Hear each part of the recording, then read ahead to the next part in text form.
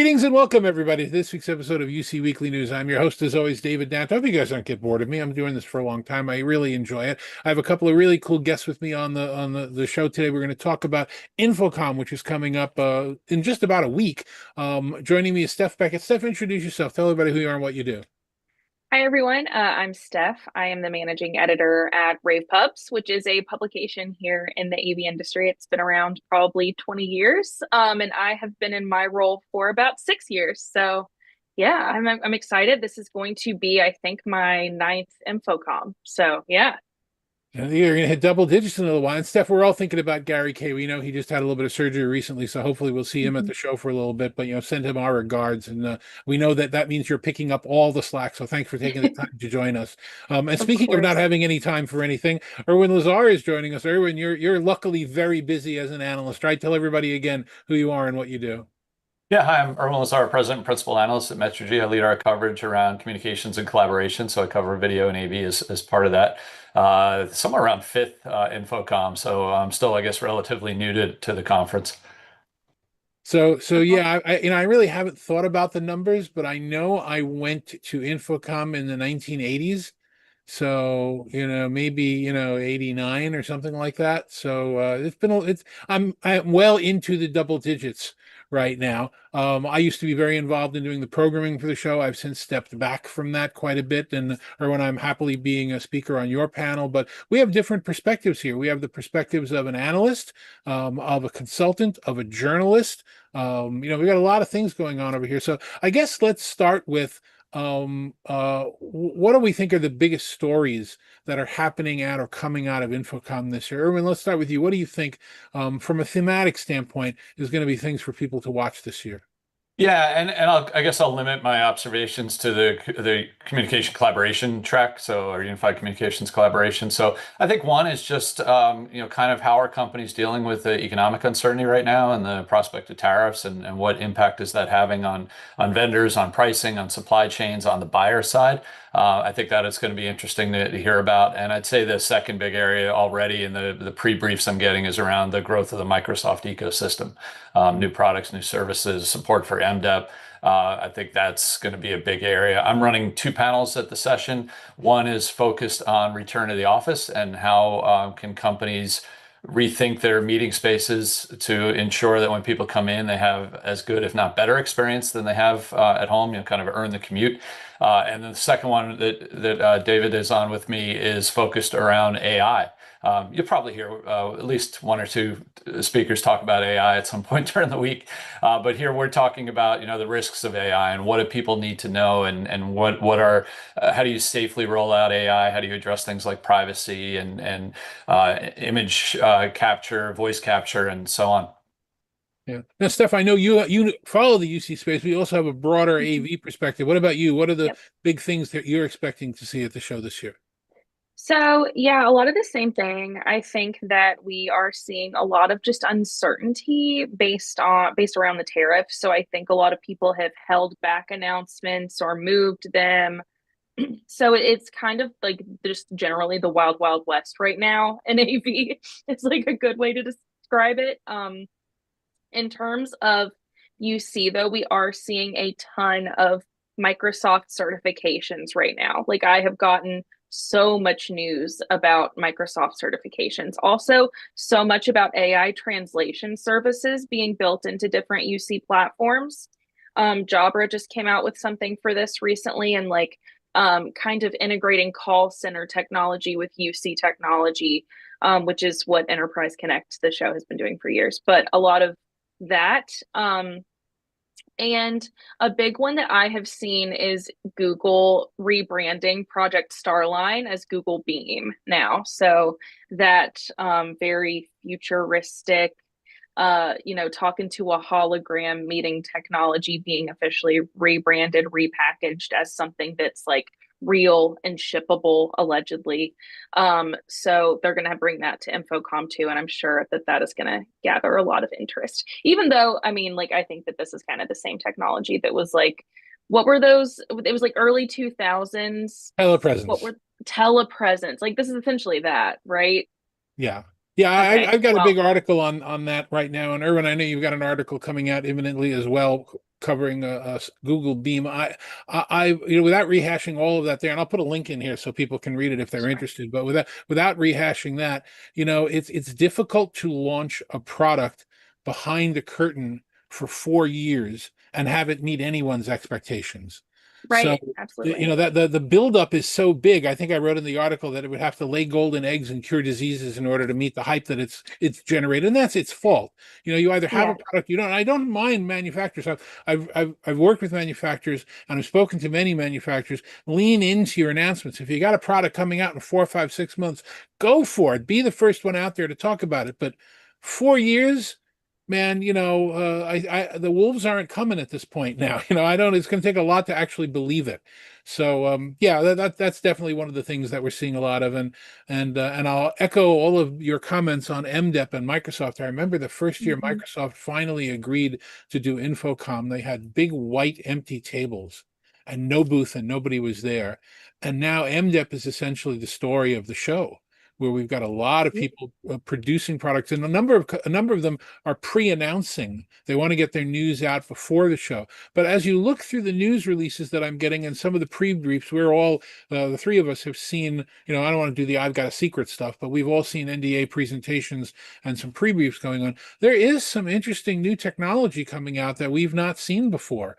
That I think it's going to be hard to pick it out through the weeds, but definitely all of us are going to try and help bring that to the people that follow what we do. I mean, do you guys agree with that? Yeah, I do think so. I think that of all years for something, not necessarily disruptive, but a little bit different to happen, I think this is a good year for that. A lot of people are back. We're full-fledged back into trade show swing of things. If ISC's attendance numbers tell us anything, it's that, we are for sure ready to be back in person at a show. So I do think companies that have kind of been holding on to something that they've been developing for a few years and are releasing it now at InfoComm. I think this is a really good year for them to do that. But yeah, I do think people are developing a lot of new and interesting things and new ways to harness AI is kind of what I'm noticing, because last year it was all about like, how do we use AI? Like everyone's using it. Like, how are we going to do it? We have to use it too. Everyone's doing it. And I think this year people are like manufacturers are starting to be like, okay, well, how do we use it better than other people? Yeah, I'd say one area where I'm seeing a lot of interest now is around using AI on the management side. You look at what a company like NetSpeak is doing, where Yeah. you're not only taking AI to improve the audio and video experience, which has almost become table stakes now, but how do I use AI to improve the management capabilities, to do provisioning, to do troubleshooting, to automate response when there is an issue. We saw Cisco and Control Hub build AI functionality in a couple of years ago now at this point, and so I expect you'll see a lot more interest in reducing management, reducing operational costs going forward. Yeah. And Steph, you brought up translation before as a function of AI. Hmm. It was really interesting. When Microsoft showed their real-time or near real-time translation, everybody was going, wow, that's amazing. We've never seen that before. And within maybe a month or two, everybody else Yeah. came out with theirs. So, Yeah. Everyone's like, well, actually, we've been working on that too. So we have the same thing. Yeah. yeah, you get this. It's really a race. Like when Jabra put out their Panicast 40, which was the first video bar using Microsoft MDEP. We saw Hmm. Yealing's announcement about a week or so ago that they said they've got the first MDEP video bar for large rooms. So we're going to see a lot of these. We've got the first thing that's red on Tuesday when it's raining, and everybody's wants to Yeah. be the first at something. But That's then again, something. I would say, definitely follow what NetSpeak is doing, as you pointed out, Irwin. And I've always had to point out that I was an early advisor of theirs, so I want to do that. I would definitely follow what a couple of the other companies are doing there. You have rAVe is going to come out with some tremendously new news there. I don't. Again, we're not going to reveal anything that we know, but it's very disruptive in products and solutions that haven't existed before. I mentioned Yealink, that they've got a camera that's got four elements on it. It's got a PTZ element, and then it's got three EPTZs on the bottom. So you stick one camera in, and you get four shots out of it, and it's all got AI processing at the edge. So again, I think if you wade through some of the things that are going on, I think what do you guys think of the new the Hudley C1 video bar that came out. Did you get a chance to see it? They pre-announced it before the show. And we've been Yes. spending the last 4 years on video bars that all look pretty much the same, and they're warm and fuzzy and curved edges and all the rest of that stuff. And then they come out with their rigid box square, and it's kind of refreshing to go back to that. Yeah. I think okay, I think we are saturated in terms of video bars in this market. So if you were going to come out with one, it better be different than all of the other ones on the market. And Hudley definitely did that. I am a big proponent of Hudley's products. I think that they have a refreshing take on unified communication technology in that they think of themselves as a software company that happens to just make cameras as well. So I think with this mindset, that kind of sets them apart. And I love all their products. I think that they work extremely well. I've like used some of them myself. So in terms of a video bar, I'd honestly probably pick that one to go in the room because I think it looks better than any of the other ones I've seen on the market recently, honestly. It's interesting, like you said, the market's saturated. Everybody has a video bar now, and I think we've heard in a recent briefing that you kind of have to have the full set of devices in order to achieve Microsoft certification. It's hard now for somebody to just sell one component of the room and not have that label on it that says certified by Microsoft. I think one of the things that I've been watching for the last couple of years, I think continues to be a challenge is how much innovation happens in the device versus how much is happening in the software. David, you mentioned the real-time translation. We saw it from Microsoft. We just saw it recently from Google. We see the ability to use AI to enhance the image through in a number of the software vendors. So I think it's still a challenge for those hardware vendors to just not be a camera at the edge, but continue to add value and continue to differentiate themselves versus, we're just going to send a video feed into Google, Zoom, Cisco, Microsoft, whoever, and let them handle all of the fun AI stuff. So let's talk for a second about Microsoft. And I don't want to say I love them and I don't want to say I hate them. This is neither, it's not judgment, but it's Right. interesting. I think we could all agree that the video collaboration experience on Microsoft Teams is not the best one that's out there in the market. From a quality standpoint, from a feature standpoint, it's good. It's good enough. Mm-hmm. And by being good enough, they've essentially overtaken everybody else in the market because of the ubiquity, I guess. So is that a statement on AV? We've been arguing about what is good enough for probably like 30 years, and the argument is still there. But if you don't have a Microsoft Teams certified device, you're not playing in the space anymore. And it's interesting that they've taken over with what is clearly not the best or highest quality product. It's just the most available. Irwin, what do you think about that? I think you're going to see that hypothesis put to the test with Google Beam that we just talked about. Google Beam is a much better experience for a one-on-one meeting than anything on the market today. But is it enough that people are going to say, I've got a nice desktop camera, I've got good room systems, I've got Teams, that's good enough. We have continued to see a strong trend toward Microsoft in the space, although, Zoom's continuing to hold their own, Cisco as well. But mostly it's because of, well, I already get it with my Microsoft license. Why do I need to pay extra for something else? I'd say, we continue to see other vendors trying to find ways to find a piece of that. Another trend that we're seeing that's driving somewhat of market consolidation is AI. We published a study last year where we went out to companies who are best of breed shops, meaning they might have, Microsoft for some parts and for something else. And about a quarter to a third of them were saying, we're going to consolidate all on Microsoft, all on Google, because we want to feed all of the data from all of our different collaboration apps into our AI engine. So, that changes the game a little bit. Yeah. Steph, what do you think about this concept of good enough? I know I will post an article and I write for you guys and for a whole bunch of other places about something that I think is a trend that's changing. And I'll typically have at least two or three people challenging me on it. Well, that's only good enough. It's not really the way it should be. Right. Do you still see that undercurrent in our space? Yes, because no one's ever going to build anything that's perfect to every single use case and every single person. So I do think that it's just going to kind of be good enough or great enough, even, but nothing's ever going to be like absolutely perfect, especially not in a space that's changing as frequently as you see. So yeah, I do think that that's just going to have to be how it is for like ever, unfortunately. Um, But in terms of Teams, I do think that like the beauty of Teams is that the video conferencing part of their business is like just that, just part of the business. And they have this full suite of everything. So, you know, with other products, you don't necessarily use the full suite, you use other things. But with Teams, it's like people use everything that goes with Teams. And like the beauty is how it all works together. So even though like yeah, the platform itself is like not my favorite to use, it's you know, I see the vision in terms of like how great the full suite of products is. And that's kind of why they're beating everybody else is like because they've put a lot of like money and development into all of the other products that go along with the video conferencing portion. So but yeah, I do think that they're like, well, you know, the video conferencing portion that works well enough that no one's going to stop using us. So great.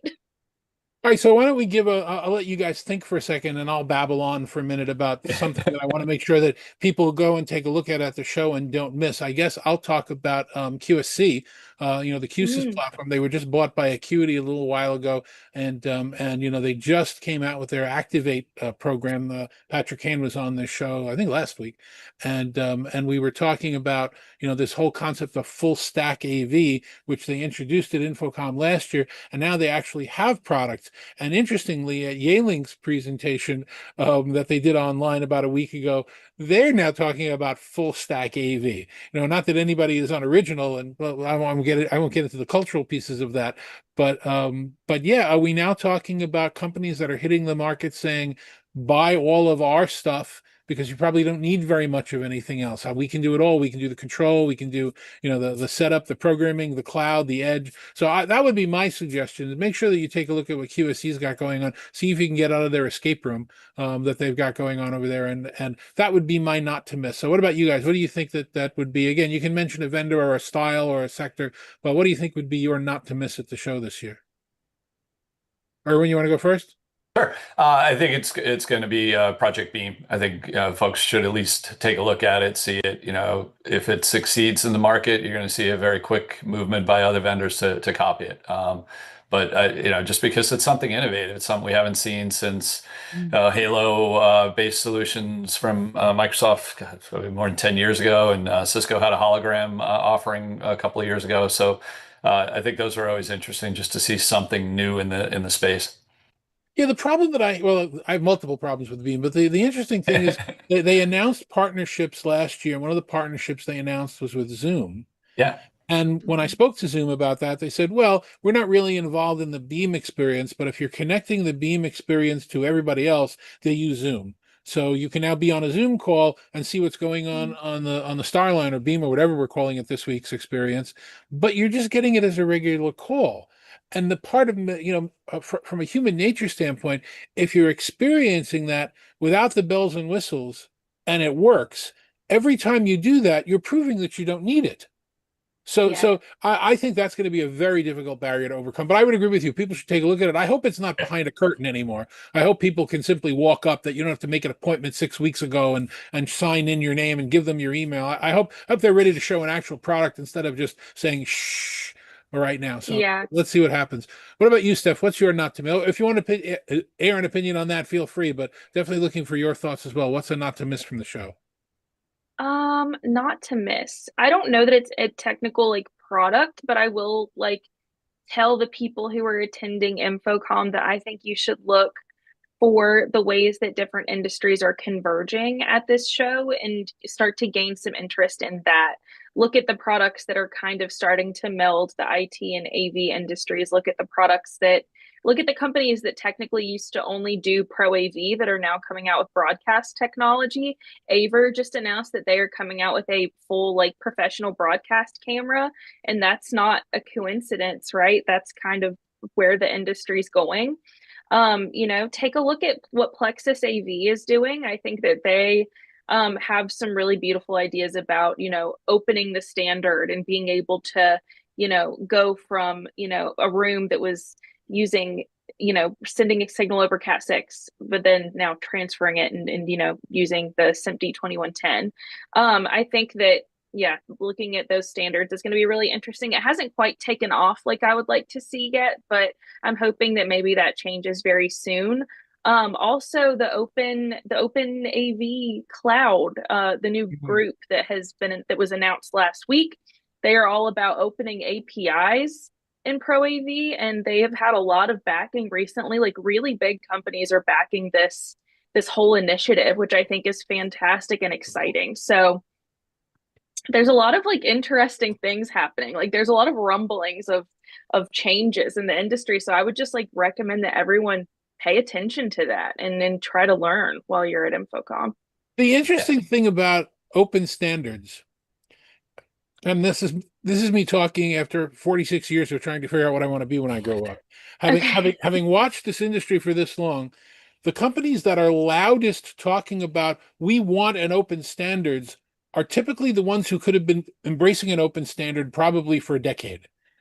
They'd rather embrace the concept of being part of the group than actually do anything about opening the standards. I hope this new initiative is not that, but I'm definitely going into it with quite a bit of skepticism, saying, you know what, we could have been doing this a long time ago. You didn't need to wait for somebody to start a group. So I bet you're right. It's definitely something to keep an eye on, and part of the way our industry is sort of ebbing and flowing through all of this stuff. Well, Okay. the thing about opening up like your own standards is other people have to open it up too to talk to you. So I get why no manufacturer wants to be like the first one to do it, to be like, we're open, but no one wants to be open with us. Like that's embarrassing. So I do see like the purpose of this group, but I do totally get where you're coming from, Dave, where I hope it's like they're gonna put their money where their mouth is and like things are gonna actually start changing around here and we're gonna actually take like some advice and some notes from what IT is doing. Yeah, let's hope so. As soon as InfoComm is over, I've got a white paper that I wrote out on interoperability, like a 10, 12 page history and current status. And it's only for our subscribers right now, but once InfoComm starts, I'm going to open it up to everybody. And I talk about how we track through that. I mean, Cisco used to be the worst closed walled garden until they bought Tandberg. And then all of a sudden they were the wildest open standards, but Microsoft is in the walled garden. And we've been going through this forever. And you know what? AI is smart. Whether you love it or hate it or think it's coming too fast or too slow, you could put AI into any one of these video conferencing endpoints and have it look at your calendar and say, oh, that's a Teams call. Let's invoke Teams. Oh, that's a Zoom call. Let's invoke Zoom. But they won't do it for business reasons, not for Licensing, yeah. technical reasons. So, I'm always going to be a little bit skeptical about groups that want to get together and say, hey, look at how great and open we are instead of actually just doing what they need to do to open it up. So it's How many interesting. years were we talking about why can't we make a video call as easily as a phone call? If you really And want to and get into The answer interoperability is in that discussion. answers in that white paper is because the Yeah, telephone was invented under a monopoly, and video exactly. Yeah. conferencing was created in an open, capitalistic business thing where everybody wanted to see their competitors die while smiling at them. So it's all very interesting. All right, so let's do a last bit of this for logistics. How about one tip about making the show better and making your experience better? And let's leave the easy ones off. Let's not talk about wear comfortable shoes and you don't have to dress up for the show. It's a polo shirt kind of show, but anything that you suggest, Irwin, about making this a valuable experience? I think coming to our session is certainly tops on the list. That's what 2:30 on Tuesday. Tuesday, yes. And so we'll be talking, like I said, about AI and AI safety and compliance and governance and all those fun topics. And then my other session on Tuesday morning at 8:30. So that'll be an early one, focused on getting return to the office right. I think, yeah, like you mentioned earlier, just taking advantage of the educational opportunities that are there. I think there's a lot of good content on the program from what I've seen. Especially on Tuesday when the show floor is not open, unless you're Yeah. an analyst or an exhibitor or something like that. It's always worth it to catch some of those sessions. What about you, Steph? Any logistic? And again, I'll give you the pass to stop by the rAVe booth and play the game and pick up your shirt. But Oh, we don't have a booth this year. We you are know, free. Yeah, we're free agents. So, okay. no booth to send people to or anything. But, if you do see us running around in our, black and purple as usual, feel free to say hi. Um, but I would say like you're just never going to be able to do everything. I have tried for, 9 shows now, and I'm never able to do just everything that I want to do. So just be okay with that. Follow the news for the things that you can't get to. You can read rAVe, you cannot read rAVe. There are lovely other publications in our industry too. Um, So yeah, follow the publication that you know, like the most, and, you know, get the news from them, and really, you know, prioritize the things that you want to do. And the last piece of advice I will give is I always like knock myself for not like networking enough at shows because I feel like I have to. Um, but if you make like a couple of really good friends at a show or a couple of really good connections, then like that's okay. Um, I can be kind of a shy person, which I know is like hard to believe, but I have a hard time walking up to people that I don't know and just like talking to them about whatever. But you know, I've gotten a lot better at it, and it's because I think I don't put the pressure on myself anymore. Like I have to talk to 75 people at this event, and just let it happen naturally. And yeah, I think that you have the best show if you take a lot of the pressure off of yourself. Yeah, and Irwin, I say this at most of our sessions, and I'm sure you've heard it before, as I tell people if they're attending, and if they haven't added at least 2 or 3 or 4 LinkedIn connections at the show, they failed. They didn't understand the reason that they needed to be there. So I Yeah, recommend. definitely. Thank you guys very much. Irwin, if someone wants to reach out to you or find out more about what you do, how can they do that? LinkedIn, probably the best way. I'm on Blue Sky, I'm on LinkedIn. Those are usually the two places where I'm most active. So otherwise, you know, feel free to stop by the sessions. I'll be floating around pretty much the show floor all day on Thursday. So hopefully bump into some folks. Steph, what about you? How can people find out more about what rAVe does? Well, you can go to ravepubs.com. That is where all of our news lives. We are also on virtually every social media imaginable at Rave Pubs, so you can definitely go do that. And then you can reach out to me on LinkedIn as well. Terrific. Steph, Irwin, thanks very much for joining me today. And thank you very much for watching the show every week. We really do appreciate it. We'll see you on next week's show. Take care.